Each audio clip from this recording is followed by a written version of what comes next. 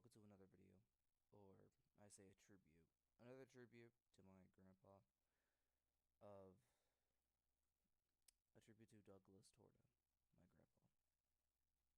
This video is 11 minutes long, but I want to post this on the day of his birth, so this video will not be available until May 5th. Or was it March 5th? I gotta do some research. I really miss him a lot. Now there is some description I want to go over. Okay? A tribute to my friend and a fellow filmmaker, Douglas Allen Torta. This is a collection of clips from the Super 8mm films that Doug was involved between 1975 to 1978. As a friend and a member of the Lake Howell High School Film Club, these are encapsulated within a video interview from an episode of Filmmakers in 1982. A show we produce and ran on a local cable channel for a couple of years. Although the video quality is not great after 40 years in storage, but still viewable. Let's watch.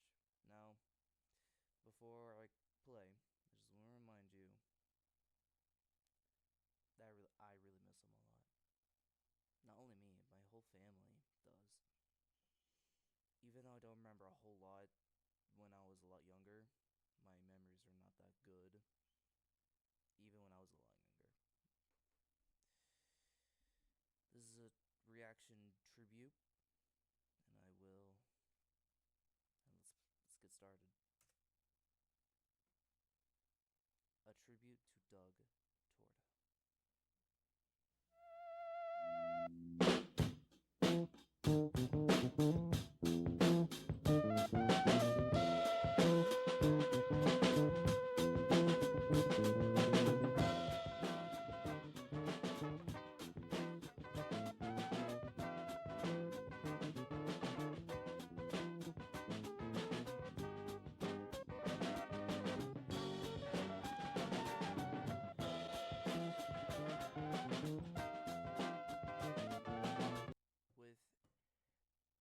With Hillary Meister.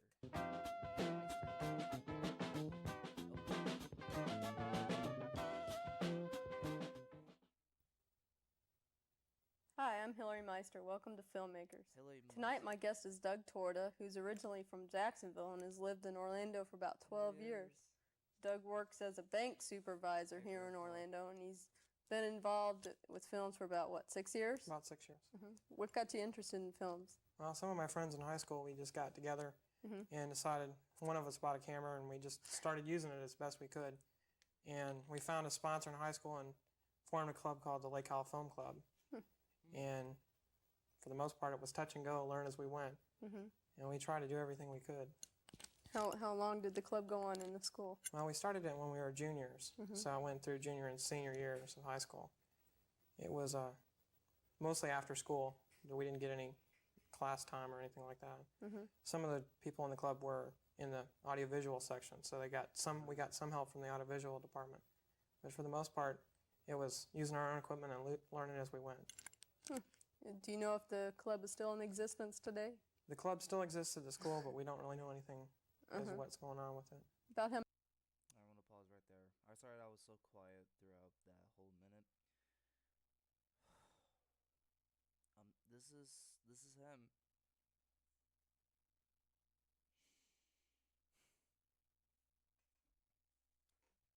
I can't believe it's been, gosh, like 7 years, I think? 7 or 8 years? I don't know.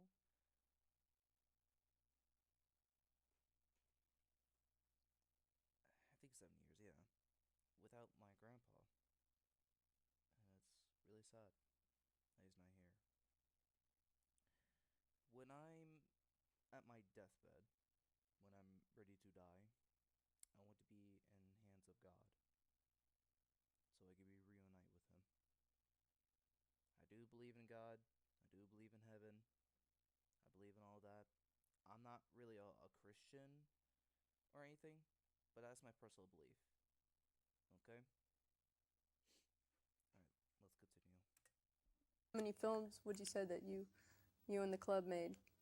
Altogether, during the 2 years, we made about 6 or 7 films that I can recall. It's been about Interesting. 4.5, 5 years ago now since I was last. Announcing a new and exciting product from Rinko. It's the Kathy Kitchen Food. Kathy Kitchen Food Pulverizer. News at 6, 1977. Pulverizer. This tool is the perfect gift and has over 1,000 uses. It pummels vegetables, fruits, and even as thick as steaks into disgusting mass that is guaranteed to be absolutely revolting to all members of the family or your money back. The pulverizer can also be a children's toy. And Look Peter at the Gibson. fun he's having.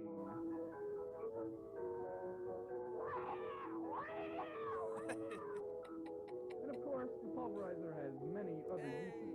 It can be used as a solicitor deterrent, a toilet fixer, God. riot starters and stoppers, a paraglooper repair tool, a TV repair tool. It can be used for medicinal purposes, garbage trashers. It even has the U.S. Motorcycle Gang seal of approval for its most popular use, a lethal weapon.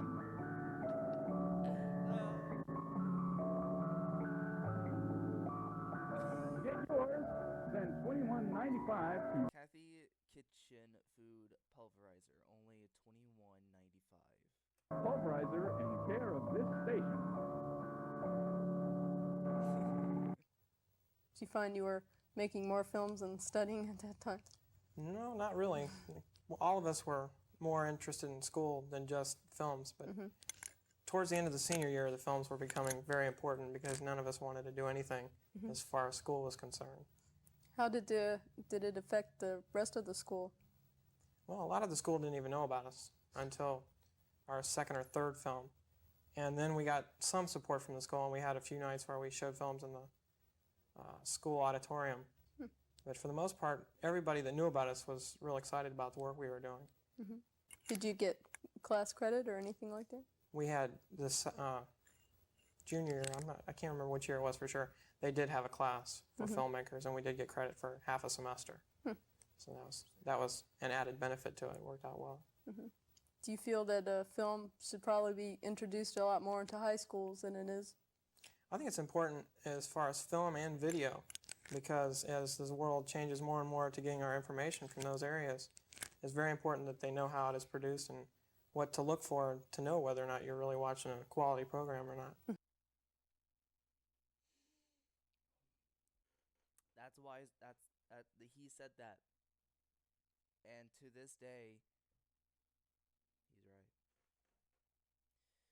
You can't tell you're watching a quality program or not. Now I'm not sure if he was talking about artificial intelligence, but again, artificial intelligence was really a thing back in the day, so I wouldn't say he predicted it. I would say it's more of a coincidence. Okay? But yeah. I'm Sergeant Joe Smith of the Fraud Division. Recently, there has been How to Recognize Fraud book. News at 6, 1977. a rash of fraudulent activities involving the citizens of this area, especially the elderly. The only way to curb this is by... Yeah, what is it? I didn't move this. I'm sorry. I apologize. I didn't move it to the top. Douglas Torta as Sergeant Joe Smith, Froster. informing the people of this area. And we have the solution. It's this book entitled How to Recognize Fraud. It illustrates to the average citizens what to look for when dealing with fraud. To get your copy, send $24.95 to Sergeant Joe Smith, P.O. Box 1332, Sav City, Florida. Thank you. Around the Pool in 80 Laps was our first attempt at still animation where we moved people instead of little dolls or pictures. And it was quite interesting. We got to do pretty much what we wanted as we went along. And we learned quite interesting. The lake? Oh, it's just And we got to do pretty much what we wanted as we went along. And we learned quite a bit about animation using still frame and slow motion and that type of thing. It was a great learning experience. That was the first film is pixelation category. Right. It was one of the very first films we did out also. And it was quite a learning experience. How long did it? The fact that people still do this to this day. I really like stop motion. I really like stop motion really a lot. Especially with the Lego stop motion, the clay stop motion. Like Coraline, that's one of my personal favorites. But when people do stop motion like this, I want there to be a movie that is stop motion in real life. I want that to be a really cool thing. Take you to film it? As I recall, it took about 3.5 weeks. 3.5 weeks, and Right. it's about a 4-minute film. Right. But mostly our problems for time were because of trying to get the same light, in the afternoon, and school also, and of course the infamous summer rains caused us problems where we had to stop. But it was quite interesting. We got to do quite a few things and some interesting special effects. And we all enjoyed it a great deal and learned a lot. How many people did you have actually running the camera that weren't in the film? Well, there was only 2 cameramen, as I recall. I can't remember for sure. But it was very few cameramen. It was mostly a lot of us moving things around. One trying to- camera? Yeah, we learned to use rulers very well, moving things along. What other films have you made? Well, I also made another movie, which was called News at 6. I don't know if y'all are going to present that at any time, but it was a actual acting, and it was also one of those productions for class, and that was the most exciting of all the films that I worked on, because you actually got to act in it, and it wasn't little pieces of paper you were moving or that type of thing. It was very interesting, and we tried a lot of puns that no one figured out, but it was worthwhile also.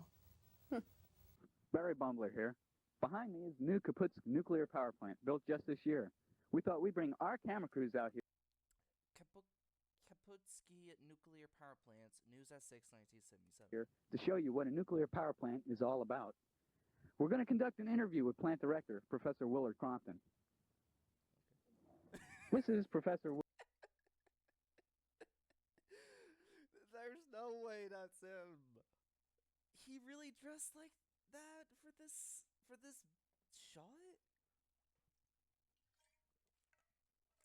That's funny. That's really funny. Willard Crompton. Tell me, Mr. Crompton, how can a small city like Kaputsk, Wyoming, Peter with a Gibson. population of only 250, get a $4.3 billion nuclear power plant? Have you ever tried to change census records? Well, let me ask you something, Professor. Since we can't go inside for security reasons, why don't you just tell us all about the nuclear power plant? Well, for a first thing, this is the fuel that we use, uranium-235. You're right, for backing away, it is very dangerous. But I'll put it back in my pocket where it's very safe. Okay. I'll put it back in my pocket so it's safe. Damn, I didn't know my grandpa was immune to nuclear nuclear stuff. I could find the right word for it. Radiation. That's what it is. That's good Sense? comedy. And next I'll go on with the building here. Just in case we do have an accident, to protect the building from anything that may happen to it, we have this small box right over here that has valves in it. And if we do have an accident, we can open these valves and let the radiation go out into nature where it can be taken care of by nature, and the building will stay in perfect condition. Oh, that's very good. You may have also noticed the cracks in the building that make it look something like a hand grenade. And that is, how a hand grenade blows apart with the squares. Well, same basic idea, so that, if there is an explosion and we do try to go inside, the pressure has been let out by falling parts of buildings. I see. Right, Yes, that's very good. Tell me, Professor, what about the road being so close to this nuclear power plant? Isn't there some chance of a car or a truck or anything running into the building and causing an accident? We never noticed that before. I didn't know it was there. Tell me, Professor, has the building met all federal safety standards? Yes, it has met all the standards with flying colors, gone beyond what they say must be done.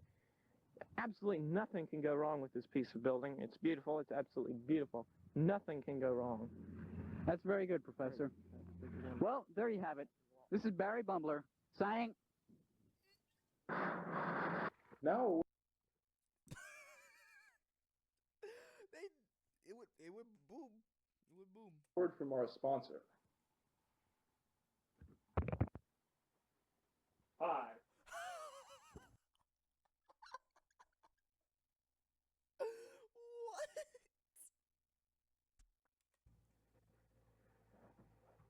Have you ever had trouble with your car? Have you ever wished you could make it Spray away. News at 6. disappear? Well, this man does. His car is stalled out on him for the last time.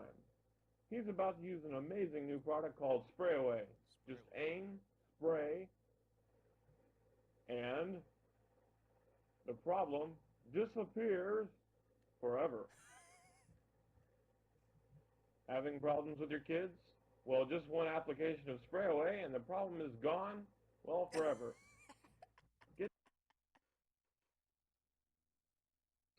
Okay. If this shit existed, boy, my parents would love it. New Spray Away at finer stores everywhere. And now for the sports. Today's scores are 4-1, 37-9, 3-6, 0-0, 37-8, 486-0, and Crompton Wilton's 12 under par. Can you believe that, sports fans? And now for some filmed highlights of yesterday's game. Look at that pass. Unbelievable. Too bad you didn't get to see the game. Tomorrow's scores tonight at 11. Well, thanks, Doug, for coming on the show. Thank you very much And for I putting up hope with me. all your projects turn into more film projects. And So until next week, we'll see you later. In found memory to our friend Douglas Allen Torta. Oh, it was 2019. 1960 to 2019.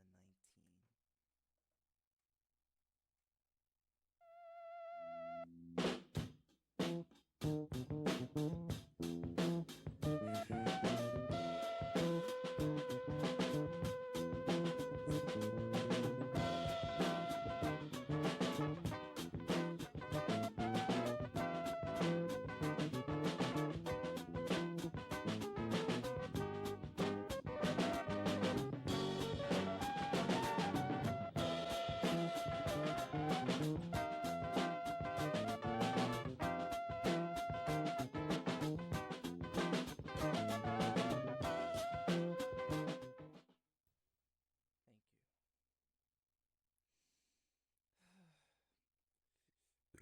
Excuse me. Wow. Just wow. Now, before I end this video, this whole group of footage was gathered by this person. I'll leave a link of a tribute to my grandpa in the description below. As always, I wish y'all I wish y'all a good day. God bless y'all, and I hope God will treat you kindly throughout y'all's days. I'll see you guys next time. But oh, before I leave, message to my grandma and my family. I'm glad that I'm part of this family. I'm glad that my mom married my dad so he can adopt me and my sister. And ever since then, I've been happy. I've been very happy throughout my life being in the Torta family.